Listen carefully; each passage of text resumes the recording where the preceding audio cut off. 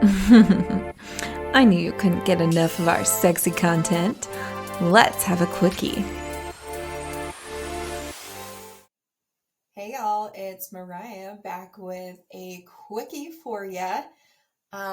We have kind of been talking a little bit about the theme of consent and when someone breaks consent, and or what life looks like when we live life without consent. But I really wanted to talk today, again, real quick episode, about what happens when someone does ask us for consent, but we're not prepared.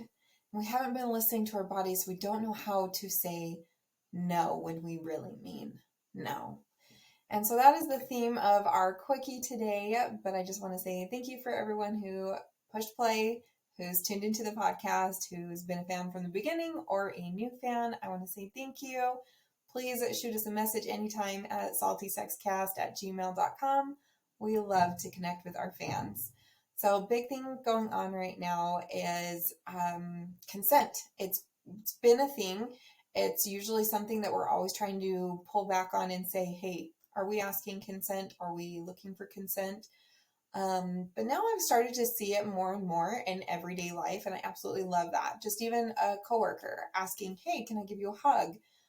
Especially because a lot of us work virtual, so anytime we get to see each other, it's always really exciting.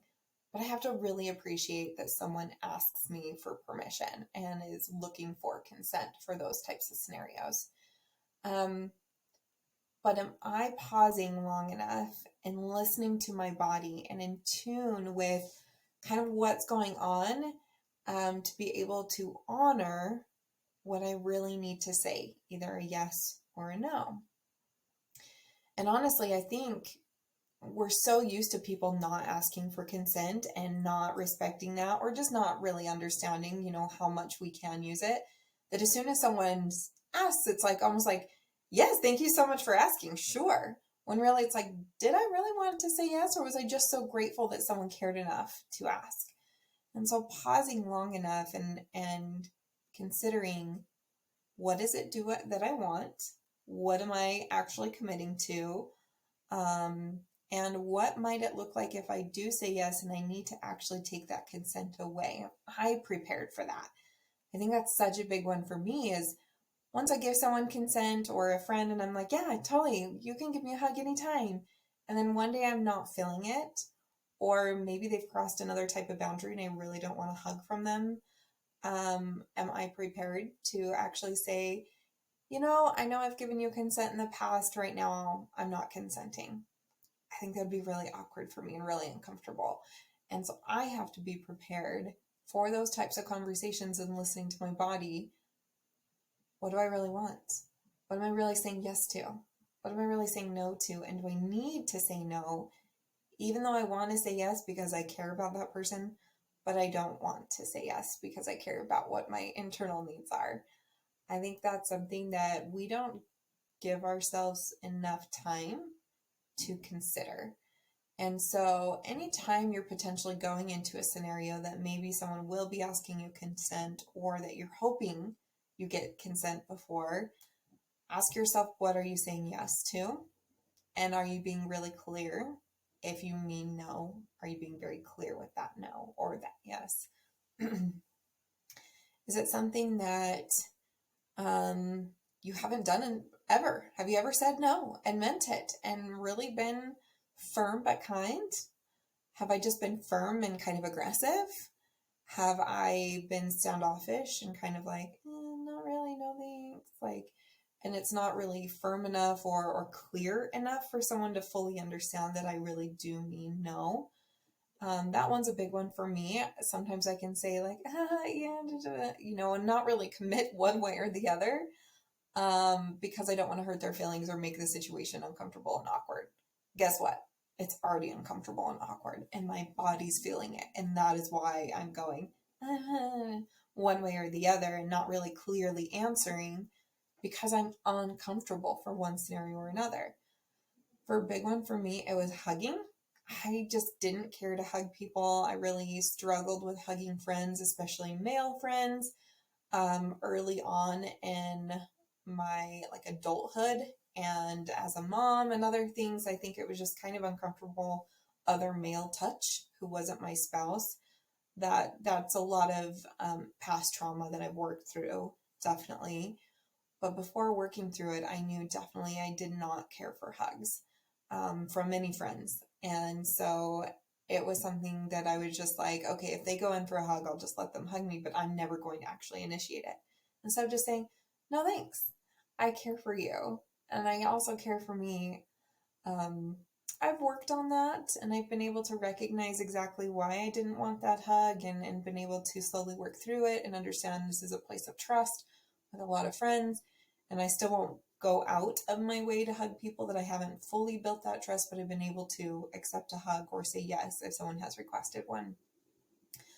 So now it's just this cool shift that I've been able to notice internally for me. What am I wanting from it?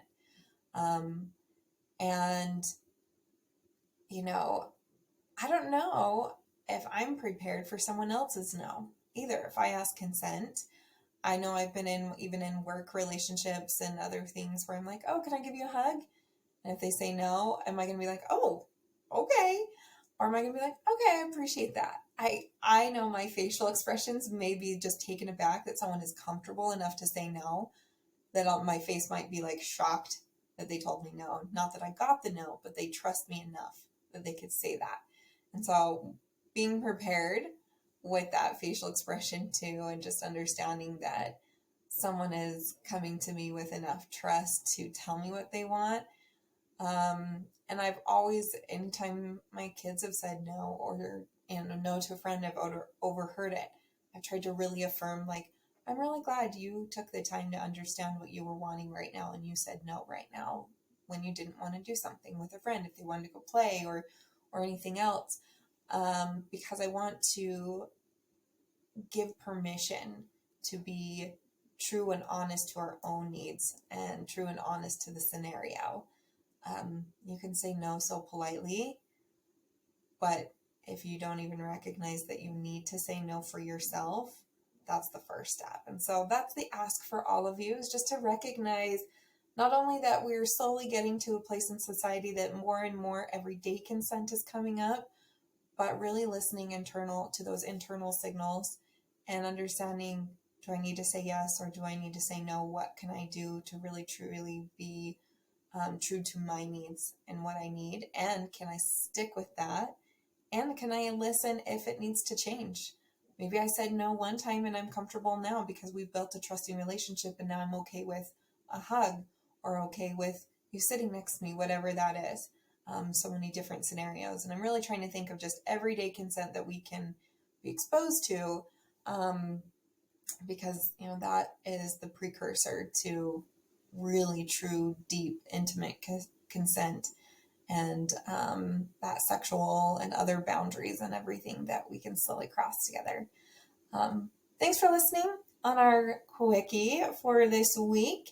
Tune in for another interview episode next week. If you're bored and want to just say hi, come say hi to social media to us on social media. I mean, come on us, sure. Have fun. All right. Love y'all. Bye.